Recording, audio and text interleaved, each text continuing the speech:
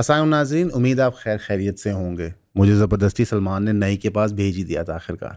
कोई नहीं, अब इंशाल्लाह 6 महीने बाद उस नई की शक्ल हम देखेंगे। सबसे पहले जी आपको बताना चाहेंगे, अफ़गान तालिबान और पाकिस्तान के मुज़ाकरात हो रहे थे, वो काफ़ी आगे मरहलों में बढ़ गए थे, लेकिन एक सोर पॉइंट है जो मैं समझता हूँ अफ़गान तालिबान बिल्कुल गलत कर रही है। जहाँ पे पाकिस्तान कह रहा है कि हमारी ज़ीरो टॉलरेंस पॉलिसी है टीटीपी को, अफ़गान तालिबान ये कह रहा है कि हम टीटीपी को बॉर्डर वाले एरिया से पीछे ले जाते हैं, लेकिन वो ख़त्म करने पे वो रज़ामंद नहीं हो रहे। ये वो सेम मिस्टेक बना रहे हैं जो पाकिस्तान की रियासत ने 30-40 साल बनाई, कि जहाँ पे नॉन आर्मी या नॉन पुलिस फोर्स ट्रेंड लोग उन्होंने खड़े किए और उनको इस्तेमाल किया दुनिया भर में एक पोजीशन कायम करने के लिए।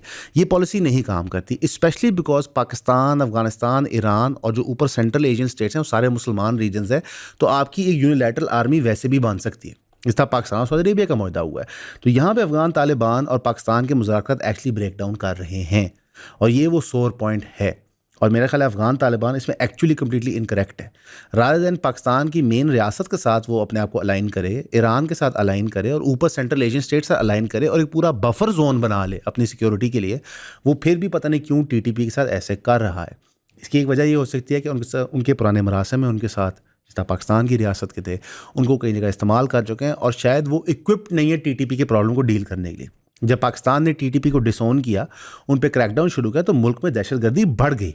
शायद अफगानिस्तान इसलिए रेडी नहीं है। इसके लिए पाकिस्तान ने उनको एक्चुअली एक्शन प्लान दिया कि जनाब अब इस एक्शन प्लान के तहत हम जॉइंट ऑपरेशंस के खिलाफ कर लेते हैं। मेरी ख्वाहिश और मेरी राय क्या है मैं आपको बताया, तो मेरी ख्वाहिश ये कि अफगान तालिबान टीटीपी को डिसोन करे। वो एक लेजिटिमेट गवर्नमेंट है, वो एक गवर्नमेंट के तौर पे बिहेव करे, वो एक्स्ट्रा पैरामिलिट्री फोर्सेस ना ऑपरेट करें। लग ये रहा है कि शायद ये सोर पॉइंट इंडिया एक्सप्लॉइट करे। अभी रिसेंटली इंडियन स्पाई प्लेन जो था वो हमारे टेरिटोरियल वाटर्स ऑफ कराची के करीब गुजर गया था, जिसकी वजह से हमने इंडिया को वार्निंग्स जारी कर दी थी। हर जगह इंडिया में, पाकिस्तान में स्पेकुलेट किया जा रहा है कि शायद इंडिया को नया मिस एडवेंचर करेगा। इंशाल्लाह ताला पाक अफवाज और ये कौम तैयार है इस मिस एडवेंचर के लिए, और इंशाल्लाह फिर एक दफ़ा मुँह तोड़ जवाब देंगे। थोड़ी सी जो चीज़ आपको समझनी चाहिए यहाँ पे कि 1971 के बाद ये जो झड़प हुई थी जिसने पाकिस्तान ने इंडिया को शिकस्त दी थी, इसने वॉर पैराडाइम रीराइट कर दिया। 71 के अंदर में ग्लोबल सुपर पावर्स के लिए पाकिस्तान की वॉर पोजीशन वीक हो चुकी थी कि हम कन्वेंशनल वॉर में हार गए थे। एक अलहदा मुल्क बांग्लादेश बन गया था ईस्ट पाकिस्तान की जगह, जिसकी वजह से पूरी दुनिया ने हमारी आर्म्ड फोर्सेस को एक और नज़र से देखना शुरू कर दिया। पूरी दुनिया रिकग्नाइज करती है कि पाकिस्तान को मिलिट्री चलाती है। आसिम मुनीर साहब का नाम लिया जाता है शहबाज शरीफ साहब के साथ जब भी ट्रंप बात करता है। वो अगर शहबाज शरीफ साहब की तारीफ करते हैं, साथ साथ वो फील्ड मार्शल की भी करते हैं, मीनिंग कि वो रिकग्नाइज करते हैं कि मुल्क फौज चला रही है। लेकिन इस एयर बैटल के बाद जो पाकिस्तान ने सुपीरियरिटी हासिल की, उसकी वजह से हमें एकदम से जियो स्ट्रेटेजिकली हर जगह इंपॉर्टेंस मिल रही है। चाहे मिडल ईस्ट के मामलात में बुलाया जा रहा है, चाहे सऊदी अरेबिया के पैक्ट में बुलाया जा रहा है, चाहे ट्रंप हमारी जा जाके हर जगह तारीफ़ कर रहा है। वो लहदा बात है कि पाकिस्तान की रियासत ने भी बढ़ चढ़ के ट्रंप की तारीफ़ की है। यानी कि ट्रंप का एक फ्रेंडली जेस्चर को हम बिल्कुल आप समझे हाथ ही पकड़ लिया उसका, और बार बार कह रहे हैं कि जनाब क्या बात है आपकी। इंडिया ने on the other hand decide किया कि वो खामोश रहेंगे इस मामले पे, और उसको ये सौदा भुगतना पड़ रहा है। क्यों? ट्रंप टैरिफ्स भी लगा रहा है, ट्रंप इग्नोर भी कर रहा है, ट्रंप जगह जगह बिस्ती भी कर रहा है, ट्रंप उनकी मार्केट्स को भी डिसओन कर रहा है। इनफैक्ट अमेरिका और इंडिया के अंदर जब ट्रंप री इलेक्ट हुआ था तो मोदी साहब फ़ौरन वहाँ पहुँच गए थे, और मोदी साहब उनसे $500 बिलियन का मुआहदा साइन करके आ गए थे कि अभी जो हमारा ट्रेड है इसको बढ़ा के हम 500 बिलियन पे ले जाएंगे। यानी कि अमेरिका को जो चीज़ चाहिए थी इंडिया से वो उन्होंने पहले दे दी, अब अमेरिका उनको लिफ्ट नहीं करवा रहा। पाकिस्तान ने ऑन द अदर हैंड इस जंग के बाद फिर मादनियात की डील लिया, और उसके अंदर भी उन्होंने इतना रूम रखा कि जहाँ पे वो मिडल ईस्ट की चीज़ें नेगोशिएट कर सकें, सऊदी पैक्ट नेगोशिएट कर सकें, और साथ ही साथ चाइना के साथ भी पोजीशन नेगोशिएट कर सकें। तो तालिबान को भी ये चीज़ रियलाइज़ करनी चाहिए अफगानिस्तान में कि पाकिस्तान की जियो स्ट्रेटेजिक इंपॉर्टेंस बहुत चेंज कर गई है। तो बेहतर ये है कि आप पाकिस्तान के साथ अलाइन कर लें, टीटीपी को तबाह कर दें, ताकि आप इधर डेवलपमेंट पे फोकस कर सकें। इसके बावजूद यहाँ पे मैं बात ज़रूर करना चाहूँगा कि हमें हिस्टोरिकल नाते जो होते हैं उनको रखना चाहिए। यानी कि Afghan Taliban for some reason हमने उनकी 80 से लेकर आज तक हमेशा सपोर्ट की है, एक्सेप्ट जब वो इक़्तिदार में होते हैं। जब वो अपोजिशन में होते हैं, जब वो जंग लड़ते हैं, हम उनके साथ होते हैं। जैसे ही वो पावर में आते हैं तो पाकिस्तान एक अजीब सा स्टांस ले लेता है। हालांकि अफ़गानिस्तान का जो रीबिल्डिंग का प्रोजेक्ट है उसका नंबर 1 बेनिफिशियरी पाकिस्तान को होना चाहिए, बिकॉज वो हमारे हमसाए हैं। यहाँ से ट्रेड गुड्स वहाँ जाना ज़्यादा आसान है, हम ज़्यादा डेवलप्ड हैं, हमारे पास फाइनेंस ज़्यादा है, हम वहाँ से खरबों डॉलर कमा सकते हैं। वही पैसे जो लोग हमें प्रॉमिस करते हैं और देते नहीं हैं, जैसे सऊदी अरेबिया ने पैसे देने थे, तो वहाँ से एक्चुअली आ सकते हैं। इनफैक्ट इनफॉर्मली स्पीकिंग आपकी बिलियंस ऑफ डॉलर्स की ट्रेड ऑलरेडी हो रही है उनके साथ। इसको फॉर्मलाइज़ कर लें ताकि आप टैक्स कर सकें, रेवेन्यू इकट्ठा हो सके और सरकार को हर दिन 25 अरब का लोन ना लेना पड़े। आप लोगों की सपोर्ट की वजह से आज हम यहाँ पे हैं। आप लोगों की सपोर्ट की वजह से हम ये कंटेंट बनाते रहते हैं। आप लोगों की सपोर्ट हमें चाहे इनबॉक्स डीएम की मद में है, चाहे वो कमेंट की मद में है, या स्पेशली 3000 रुपये की सब्सक्रिप्शन की मद में है, हमारे काम को बहुत आगे लेके जाती है। हमें किसी प्लेटफॉर्म की तरफ से कोई सपोर्ट नहीं है। आपके सामने हमारा चैनल डिमोनेटाइज हुआ है, एक दफ़ा नहीं 2 दफ़ा। उसकी वजूहत भी हमने आपको बताई हैं। डिमोनेटाइजेशन या फिर किसी की आवाज़ बंद कर देना बहुत गलत है, चाहे वो किसी भी इशू पे बात कर रहा हो। फ्रीडम ऑफ स्पीच के साथ खड़े हैं और हमें 3000 रुपये की सब्सक्रिप्शन प्रोवाइड करें। हमने ऑलरेडी ज़्यादा कंटेंट प्रोड्यूस करना शुरू कर दिया अपने पेड सब्सक्राइबर्स के लिए, और हमारी इवेंचुअली कोशिश होगी कि जो हमारा आधा कंटेंट है वो पेड सब्सक्राइबर्स के लिए ही हो। तो ईऑन फैमिली का पार्ट बने, 3000 रुपये दें, सब्सक्राइब करें। तो ये तो था अफगानिस्तान के फ्रंट पे। ट्रंप ने बहरहाल इसे बोला कि मैं पाकिस्तान और अफगानिस्तान का कॉन्फ्लिक्ट बड़े जल्दी सॉल्व कर सकता हूँ, लेकिन मुझे लगता है कि ज़रूरत नहीं पड़ेगी। आसिम मुनीर और शहबाज शरीफ बड़े अच्छे लोग हैं, वो ये आपस में कर लेंगे। अब इसी सारी ड्यूरेशन के दौरान पाकिस्तान और बांग्लादेश ने भी मिलिट्री टू मिलिट्री इंगेजमेंट्स को बढ़ाने का मुआहदा कर लिया आपस में, जहाँ पे आपके CGSCS जनरल मिर्ज़ा ने रिसीव किया बांग्लादेश के चीफ एडवाइज़र मोहम्मद यूनुस, जो डिफेक्टो मुल्क के आप समझे इस वक्त लीडर हैं। पाकिस्तान की विजिट पे दोनों साइड्स ने अपनी सिक्योरिटी कोऑपरेशन और बायलैटरल एग्रीमेंट्स फर्दर की। इसका ये मतलब है कि इंडिया को अब ईस्टर्न फ्रंट के ऊपर मज़ीद ख़तरा नज़र आ रहा है, जिसकी वजह से पाकिस्तान की फिर जियो स्ट्रेटेजिक इंपॉर्टेंस बन गई।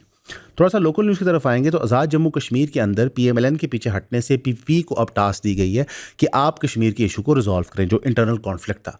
बकौल आज़ाद जम्मू कश्मीर के PPP के रिप्रेजेंटेटिव्स के, उन्होंने 27 से ज़्यादा वोट्स गेन कर लिए हैं जो रिक्वायर्ड हैं उनको पार्लियामेंट बनाने के लिए। होगा क्या, अगर वाकईतन उन्होंने 27 से ज़्यादा वोट्स गेन कर ली हैं, वो गवर्नमेंट फॉर्म करेंगे, और अगर वो गवर्नमेंट जो प्रोमिसेस उन्होंने की हैं एक्शन कमेटी को वो नहीं पूरी करेंगे तो वहाँ पे फिर दंगा फसाद शुरू हो जाएगा। लेकिन पीपल्स पार्टी को हिस्टोरिकली इस चीज़ से फ़र्क नहीं पड़ता। पीपल्स पार्टी को आप हुकूमत महीने की दे दें, 6 महीने की दे दें, साल की दे दें, वो उसको पूरा का पूरा इन्जॉय करते हैं। क्यों? उनके पर्पसेस गवर्नमेंट में रहने के कुछ और होते हैं। इनफैक्ट इधर एक क्लियर हमें चीज़ नज़र आ रही है कि पॉलिटिकल फ्रंट को सामने करके डीप स्टेट मिलिट्री इस्टेब्लिशमेंट अपना इमेज रीबिल्ड करना चाह रही है। वो कह सके जनाब PPP ने गलती की, नून ने गलती की, हम तो आपके साथ हैं। अगेन यहाँ पे हम गवर्नमेंट से रिक्वेस्ट करेंगे कि आज़ाद जम्मू कश्मीर के मामले को आप डेमोक्रेटिकली हल करें, वहाँ पे let democracy play out, ECP actually अपना काम करे, वहाँ पे इदारे अपना काम करें, बाइंग ऑफ वोट्स को रोकें ताकि वो लोग रिप्रेजेंट हो। ये जगल और वेन है पाकिस्तान की। आज़ाद जम्मू कश्मीर में हम जंग लड़ रहे हैं इंडिया के साथ बाकी इलाके की आज़ादी की 1948 से, इसको हम लूज़ नहीं कर सकते। और जो हमने मिलिट्री एज गेन किया है, जो हमें डिप्लोमेटिक एज दे रहा है, हमें वो इस्तेमाल करना चाहिए, ना कि वही पुराने हथकंडे और फार्मूले के नए बंदे भेज दो, उनको पैसे दे दो और वो लोगों को ख़रीदना शुरू कर दें। बार मुरीद के ऊपर बाकायदा डॉन ने अब एक डिटेल्ड आर्टिकल लिखा है। वो आर्टिकल उतना ही कन्फ्यूजिंग था जितना पहले मीडिया नैरेटिव रहा है। बहुत सारे लोगों ने आर्टिकल की तारीफ़ की, लेकिन पूरे आर्टिकल में मुझे तारीफ़ के काबिल कोई चीज़ नहीं मिली। उसमें कोई कॉन्क्रीट डेटा नहीं था, उन्होंने कुछ अनपैक नहीं किया, बल्कि उन्होंने और कन्फ्यूजन डाल दिया। उन्होंने इमेज पेंट किया कि आगे पीछे के लोग बहुत डरे हुए थे, वहाँ पर बहुत गोलियाँ चली हैं, पर हमें नहीं पता कितने लोग शहीद हुए हैं, हमें नहीं पता कितने लोग इंजर हुए हैं। ये पता है कि जिस वक्त कार्रवाई शुरू हुई वहाँ पे तब 2 से 2,500 लोग थे TLP के, और टोटल 5 से 7,000 लोग थे उस काफिले कारवान में। एक चीज़ जो उन्होंने बताई, जो लोगों ने भी नोटिस की, कि वहाँ पे खून के धब्बे हर जगह मिलते थे लेकिन बॉडीज़ कोई भी नहीं मिल रही थी। इसके 2 मतलब हो सकते हैं, एक एक्चुअली 3 मतलब हो सकते हैं। एक कि जितने लोगों को गोलियां लगी थी, डंडे लगे थे, आंसू गैस से कुछ भी नुकसान हुआ था, वो सारे के सारे इंजर हुए थे और वो वापस अपने घरों को या अस्पतालों को चले गए थे। विच वुड मीन कि अस्पतालों के रिकॉर्ड में ये लोग आए होंगे। जिस तरह मतीउल्लाह जान साहब ने पिम्स के अंदर कवर किया था अस्पतालों के रिकॉर्ड, उस तरह नियर बाय हॉस्पिटल्स के मिल जाएंगे। और मुरीद के इतना डेवलप नहीं है कि वहाँ पर मल्टीपल हॉस्पिटल्स हो, 1-2 मेन सरकारी अस्पताल हैं, और जितने भी गोली डंडे या आंसू गैस के विक्टिम्स होते हैं वो सारे के सारे सरकारी अस्पतालों में जाते हैं। क्यों? क्योंकि FIR कटनी होती है, प्राइवेट हॉस्पिटल उनको डील नहीं करता। तो बड़े आसान से ये डाटा मिल सकता है। अब तो ये डाटा मिलेगा नहीं, लेकिन दूसरी ऑप्शन ये हो सकती है कि एक्चुअली वहाँ से बाकायदा बॉडियाँ गायब की गई हैं रियासत की तरफ से। इसलिए उन्होंने जब गोलियाँ रोकी, स्पीकर पे ऐलान किया कोई घरों से बाहर ना निकले, तो वहाँ पे क्लीन अप चला था। ये क्लेम PTI ने भी किया था और ये क्लेम TLP भी करती है। और तीसरा अल्टरनेटिव ये हो सकता है कि वहाँ पे जो लवाकिन थे लोगों के, वो बॉडीज़ ले गए हों। 1000 का नंबर, 500 का नंबर मार्केट में घूम रहा है, लेकिन इसको कोई सपोर्टिंग स्टेटिस्टिक नहीं है। इनफैक्ट इस तरह की बातें करके हम उन लोगों की शहादतों को छोटा बना देते हैं। एक्चुअली वहाँ पे जो रियलिस्टिक नंबर अब जगहों से आ रहा है वो प्रॉब्ली 20, 25, 30 का है। मैं कहता हूँ एक भी बंदा शहीद हो जाए, ये बहुत बड़ी प्रॉब्लम है। लेकिन हम उसको खुद सेंसेशनलाइज कर देते हैं। इनफैक्ट अब सारी की सारी कॉन्वर्सेशन क्या हो रही है कि टीएलपी बैन होनी चाहिए या नहीं होनी चाहिए। ये कॉन्वर्सेशन ज़रूरी नहीं है। कॉन्वर्सेशन ये ज़रूरी है कि क्या प्रोटेस्टर्स पे ऐसे क्रैकडाउन हो सकता है कि नहीं। बार बार हम आपको ये बात करते हैं, हमने कहा डॉन का आर्टिकल है, हम यहाँ को रीट्रेट कर देंगे भाई, ये बहुत बड़ा मसला है। स्मॉग सीज़न आ चुका है और जो गवर्नमेंट ने पॉलिसी बनाई है कि स्मॉग गन्स के तहत हमने इसको हैंडल करना है, वो फीजिबल नहीं लग रही। 40 किलोमीटर से ज़्यादा लाहौर के अंदर सड़कें इस वक्त उखड़ी हुई हैं, मीनिंग उन पे काम हो रहा है, यानी कि मट्टी वहाँ पे परपेचुअली प्रेजेंट है जो हेविली ऐड करती है स्मॉग को। सबसे पहले सरकार को वो रोड के काम कंप्लीट करने चाहिए थे स्मॉग सीज़न से पहले। फिर सरकार एक नैरेटिव स्पिन करने की कोशिश कर रही है, मुख्तलिफ आपको कह रहे हैं कि इंडिया से बहुत सारा स्मॉग आता है। इंडिया से बिल्कुल स्मॉग आता है, रियलिस्टिकली 5 to 10%। हमारा मेजॉरिटी स्मॉग जो आता है वो कार फ्यूम से आता है। अभी जो EPA ने सबको EPA ने स्टिकर्स इशू किए थे ना गाड़ियों को, तो उसके अंदर डीजल गाड़ियाँ नहीं शामिल थी फॉर सम रीज़न। लेकिन अगर उनको शामिल भी कर लेते तो हमारे पास कोई मैकेनिज्म नहीं था कि गाड़ियों को ऑफ रोड करने का। मीनिंग कि लेट से एक गाड़ी गलत धुआं मार रही है जो स्मॉग को इंक्रीज़ करता है, हमारे पास क्या इन्फोर्समेंट मैकेनिज्म है? We don't know. और स्मॉग जिस तरह अभी खड़ा है तो पिछले साल के इसी टाइम की स्टेटिस्टिक्स से वो बुरा है और आगे भी वो मज़ीद बुरा होता जाएगा। यानी लाहौर फिर नंबर 1 होगा दुनिया की मोस्ट पोल्यूटेड सिटीज़ के अंदर। अगेन पिछले साल और इस साल के दरमियान कोई लॉन्ग टर्म चीज़ नहीं गई, हमें मेजर प्लांटेशन ड्राइव्स नज़र नहीं आई। और अगर हम उससे पिछले साल कंपेयर करें तो 2 साल के टेन्योर में भी हमें मेजर प्लांटेशन ड्राइव्स नज़र नहीं आई। इनफैक्ट इस दफ़ा जब मरीम औरंगज़ेब साहिबा डेमोस्ट्रेट कर रही थी एनवायरमेंटल प्रोटेक्शन एजेंसी क्या करेगी, तो जो उन्होंने मास्क दिखाए थे वो बाकायदा गैस चेंबर के हैजमैट मास्क होते हैं, यानी अगर पॉइजनस गैस कहीं छोड़ी जाती है तो वो मास्क पहन जाते हैं। इतना वो ख़तरनाक और खौफनाक था। लेकिन इसके ऊपर कुछ भी नहीं होगा। वो स्मॉग गन चलेगी, उसके फ़ोटो ऑप्स होंगे और लोग मामले को रफा दफा कर लेंगे। लेकिन ये एक रियलिस्टिक प्रॉब्लम है। हम एक्चुअली ईओन के ऊपर सोच रहे हैं कि यार सरकार कुछ करे ना करे, हम तो कम से कम वो लॉन्ग टर्म चेंज कर सकें ताकि हमारे बच्चे कल को जब वो 15-20 साल के होते हैं, दरख्त 10-10 साल बड़े हो जाते हैं, तो फिर वो साफ़ हवा ब्रीथ कर सकें। तो उसके लिए हम प्लान कर रहे हैं एक ट्री की ड्राइव। इंशाल्लाह 15 दिनों तक हम उसकी पॉलिसी बना लेंगे और पॉलिसी बना के फिर हमको गाइड करेंगे कि आप कहाँ से पौधे ले सकते हैं, कहाँ पे लगा सकते हैं। तो आपको कोई हमारे दफ्तर आने की ज़रूरत नहीं है, हमें कोई झत्तों में इकट्ठे होने की ज़रूरत नहीं है। सिर्फ अगर 1000 लोग भी ये वीडियो सुनते हैं और वो कन्विंस हो जाते हैं एक 100 रुपये के बूटे को लगाने के लिए, उसका टेक केयर करने के लिए, तो ये 1000 नए दरख्त हैं। तो हम इंशाल्लाह ये चीज़ स्टार्ट करेंगे ताकि आपको एग्जैक्ट डिटेल दे सकें क्या चीज़ किस तरह हो सकती है। सिटी 42 के बकौल CEO लेस्को ने एडमिट किया कि 47 अरब रुपीज़ हमने लोगों से ज़्यादा लिए। इसका मतलब है कि जिन लोगों के बिल बनते थे उनसे इजाफी पैसे लेके 47 अरब एक्स्ट्रा मनीज लेस्को के पास आ गया है। ये आपको शो करता है लेस्को की इनएफिशिएंसी इन आइडेंटिफाइंग किसका बिल कितना है। ये जो लेस्को के रीडर आते हैं आपके पास या किसी भी डिस्को के रीडर आते हैं, कहते हैं जनाब आपका इतना बिल बन गया, मीटर पे कह रहा है। बाद में वही इदारे एडमिट कर रहे होते हैं हमसे ओवर बिलिंग हो गई होती है। ये क्यों हो रहा है? क्योंकि लेस्को और इस तरह के इदारे इन्वॉल्व होते हैं खुद कुंडे लगाने में। तो अब जो बिजली यूज़ हो रही थी किसी को तो वो देनी है। लेट्स से 1000 मेगावाट लेस्को ने यूज़ किया। एक बात करते हैं मैथमेटिकली, अब उस 1000 मेगावाट के एवज रीडर्स होंगे, मीटर होंगे, लोगों के नाम रजिस्टर्ड होंगे, तो वो आपका बिजली का बिल पूरा करता है। अगर 1000 मेगावाट में से 200 मेगावाट के मीटर ही नहीं मिल रहे आपको, तो फिर वो 200 के पैसे आप कहाँ से पूरे करोगे? बाकी 800 से। और यही पे हो रहा है और ये चीज़ बार बार होती है। इसमें इंडस्ट्रियलिस्ट को फेवर दी जाती है, पॉलिटिशियंस को फेवर दी जाती है, उनके आबाई इलाकों को फेवर दी जाती है और ये थ्रू आउट पाकिस्तान होता है। तो ये अकेले एक सिटी का हमने आपको ओवर बिलिंग बताई है, कितनी देर की? चंद महीनों की। ठीक, तो इमेजिन करें एक साल में क्या कार्रवाई होती है। एक साल की, एक साल में, एक साल की हमने वो कार्रवाई बताई है लाहौर शहर की। तो आप इमेजिन करेंगे पूरे पाकिस्तान में कितनी होती होगी। We talk about hundreds of billions of rupees. हमारे मुल्क में ना एक्चुअली जो over billing, government incompetence, corruption का स्केल बन गया है ना, वो बहुत इंसेन है। लाइक एक्चुअली उसको कट डाउन करने में इकॉनमी पे से प्रेशर रिलीव होता है। यानी कि एक तो होता है ना कंपनी में 10% 15% चोरी है, आप होने देते हो कि उसको क्रैकडाउन करने के लिए जितना एफर्ट लगता है, जितना पैसा लगता है, वो वर्थ इट नहीं होता, इतने पैसे चोरी नहीं हो रहे होते। लेकिन जब आप पे करप्शन 60-70% पे पहुंच जाए, फिर एक्चुअली हर परसेंटेज पॉइंट गिनने में आपकी profitability as a company increase करती है। तो हमारे मुल्क के साथ ये चीज़ हो रही है। इस वक्त शहबाज शरीफ साहब जो हैं वो सऊदी अरेबिया चला गए हैं फ्यूचर इन्वेस्टमेंट इनिशिएटिव FII-9 के समिट को, जहाँ पे मुख्तलिफ इन्वेस्टमेंट कंपनीज आई होंगी, डिफरेंट ऑप्शंस होंगी, वहाँ पे बात की जाएगी ग्लोबल लेवल पे इन्वेस्ट कैसे किया जा सकता है। ये बात आपको बताना ज़रूरी क्यों है? क्योंकि एट द सेम टाइम हम देख रहे हैं कि अब दुनिया वापस रिवर्ट कर गई है अपने प्रो इसराइल नैरेटिव को। इंटरनेशनल स्पीकर समी हामदी साहब हैं, जिनको स्पीकिंग टूर पे अमेरिका गए हुए थे, वो ब्रिटिश कमेंटेटर हैं, उनको डिटेन कर लिया गया वहाँ पे और उनका वीज़ा रिवोक कर दिया गया। क्यों? क्योंकि वो बेनकाब कर रहे थे ज़ायनिस्ट का एजेंडा। वो ना तो सिर्फ इसराइल की atrocities during the Gaza genocide की बात करने लगे थे, वो एक्सप्लेन कर रहे थे कैसे सिस्टमैटिक तरीके से नेतन्याहू, उसकी पार्टी और इसराइल अब रुकेगा नहीं। और हमें अभी भी फ़लस्तीन में नज़र आ रहा है कि सीज़ फायर कंटिन्यूसली वायलेट हो रहा है, लोगों को उठाया जा रहा है, लोगों को कत्ल किया जा रहा है। इनफैक्ट जो नया प्लान गाज़ा का बकॉल स्काई न्यूज़, अब स्काई न्यूज़ कोई मेरे फुफे का नहीं है, किसी मुसलमान ममालिक का नहीं है। स्काई न्यूज़ के बकौल जो नया प्लान है गाज़ा का, वो ये है कि 4 मिलिशास को इसराइल ने बैक करना है हमास को हराने के लिए। यानी कि हमास को पहले IDF खुद नहीं हरा सकी, उन्होंने ये शिकस्त तस्लीम की है। इनफैक्ट ये जो पीस ट्रीटी भी बनाई गई है, जो एक सीज़ फायर है, वो बनाई इसलिए कि IDF को रूम दिया जाए कि वो इज़्ज़त बचा के वापस जा सकें।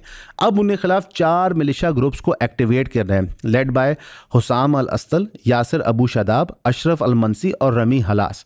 ये सारा कोऑर्डिनेट प्रोजेक्ट है कि हमास को वहाँ से हटाया जाए और फिर नया गाज़ा बनाया जाए, वेस्ट बैंक की तरह। बिकॉज वेस्ट बैंक में भी यही ऑपरेशन हुआ था कि वहाँ से जो एक्चुअल रिप्रेजेंटेटिव वॉइसेस हैं उनको हटाया जाए और नई रिप्रेजेंटेटिव वॉइसेस डाली जाएं। फॉर्म 45-47, कि जो आपको रिप्रेजेंट करता है वो गवर्नमेंट में ना बैठा हो। आपको दानिश्वर मिलेंगे पूरी दुनिया में जो बताएंगे कैसे कि हमास बहुत बुरा है, और मैं इत्तेफाक करता हूँ हमास बुरे काम करता है, लेकिन क्या जमहूर के अंदर हमें कोई हक है?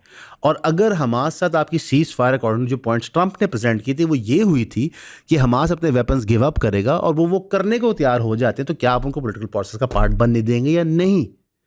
देखें, अभी डिस्कस ये हो रहा है कि कौन सी आर्मीज़ वहाँ जाकर सिक्योरिटी इंश्योर करेंगी। इसराइल ने टर्की की आर्मी रिफ्यूज़ करती है, क्यों? बड़ा सिंपल क्वेश्चन है। पाकिस्तान की आर्मी को नहीं किया, टर्की की आर्मी को रिफ्यूज़ किया। वाई?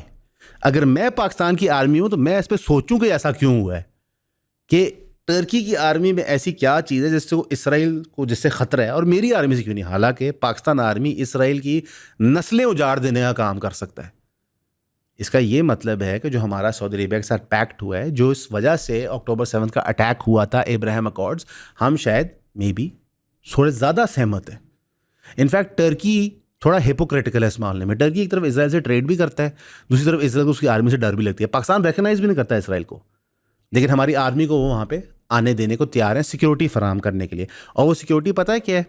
IDF की सिक्योरिटी है कि उन पे मिलिशिया ग्रुप्स हमला आवर ना हो और पुलिसिंग की जिम्मेदारी करें।